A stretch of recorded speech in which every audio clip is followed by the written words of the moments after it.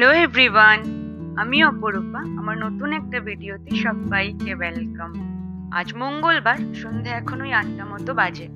Office থেকে ফিরে পড়েছি অনেকক্ষণ। ফিরে ওয়ার্কআউট সেরে আমি আমার ডিনারটাও সেরে ফেলেছি। তো আজ ভাবলাম একটু ব্রাউনি বানাই।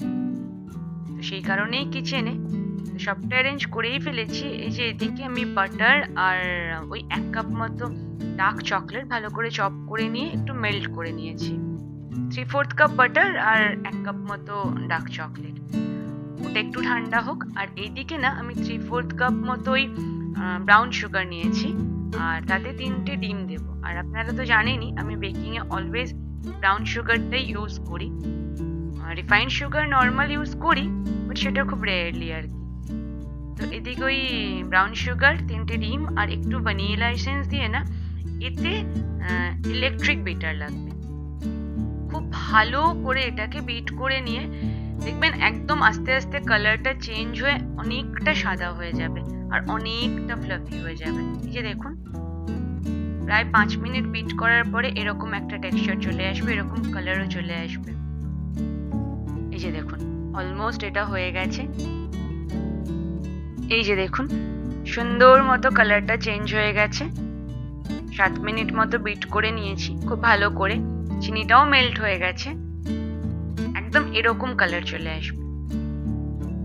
তো চলুন এদিকে আমি ওটি যেটা প্রিহিটিং এ বসিয়ে দিই, নইলে আবার দেরি হয়ে যাবে। তো আমি প্রিহিট করব নর্মাল কনভেকশন মোডে 180-তে অ্যারাউন্ড 15 মিনিটস মতো।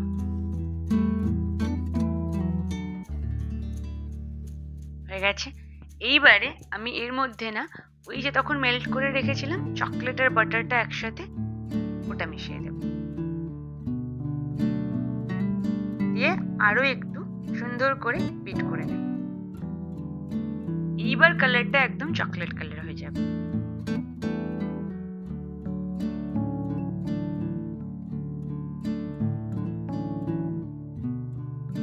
সুন্দর আস্তে আস্তে কালারটা চেঞ্জ হয়ে যাচ্ছে।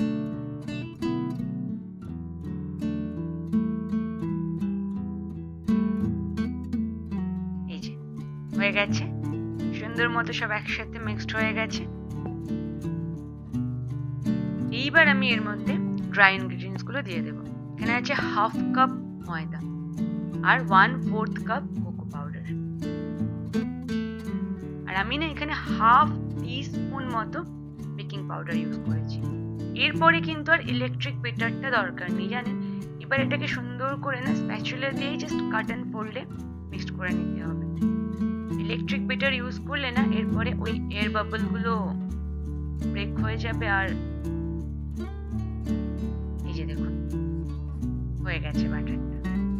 ব্রাউনির ব্যাটার কিন্তু এরকম থিন কনসিস্টেন্সি হবে।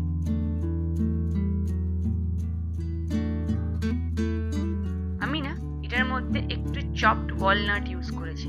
অ্যাকচুয়ালি ওয়ালনাটটা এমনি খাওয়া হয় না, তো ব্রাউনিতে দিয়ে দিলে দেখেছি বেশ সুন্দর খাওয়া হয়ে যায় আর কি। একটুখানি রেখে দিই, ওর থেকে গার্নিশের সময় দিয়ে দেব। আমি ওদিকে কেক টিনটা রেডি করে রেখেছিলাম বাটার পেপার দিয়ে। আপনারা জানেন যে আমি বেক করলে আগে কেক টিনটা লাইন করেই রাখি। এবার ব্যাটারটা আমি এর মধ্যে দিয়ে দিই, আর ওপর থেকে ওই যে একটুখানি যে ওয়ালনাট চপটা রেখে দিয়েছিলাম সেটা দিয়ে দেব।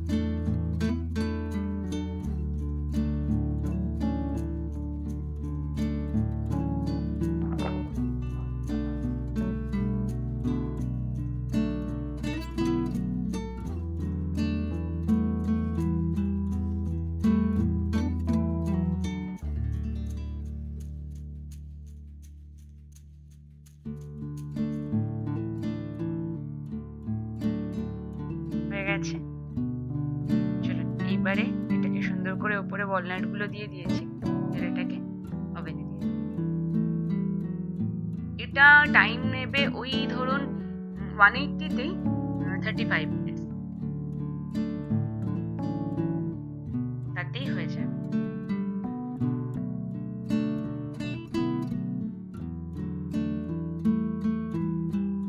এই যে এটা হতে থাক, ওদিকে চলুন একটু ঘরটা গুছিয়ে ফেলি। আজ অফিস থেকে এসে না 5 মিনিটের জন্য একটা ছোট্ট ন্যাপ নিয়ে নিয়েছিলাম। তো ব্যাস, সব এলোঝেলো হয়ে গেছিল আর কি।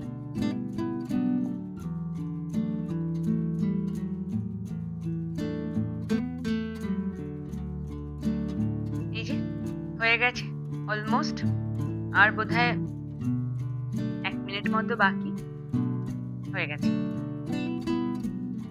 ব্রাউনি কিন্তু সবসময় মনে রাখবেন, বেক হয়ে যাওয়ার পর, ঠান্ডা হয়ে যাওয়ার পরে একটু কিন্তু বসে যাবে। ব্রাউনি কিন্তু সবসময় যতটা রাইজ করে তারপরে কিন্তু ঠান্ডা হলে সেটা বসে যায়, তাতে ভয় পাওয়ার কিন্তু কিছু নেই। ব্রাউনি এরকমই হয়।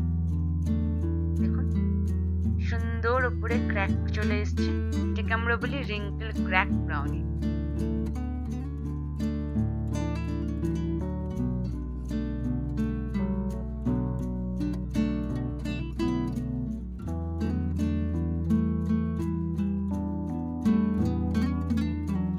এটা অনেকক্ষণ হয়ে গেছে, রুম টেম্পারেচারে চলে এসেছে, তো এটাকে আমরা সুন্দর করে এবার পিসে কাট করে নিই।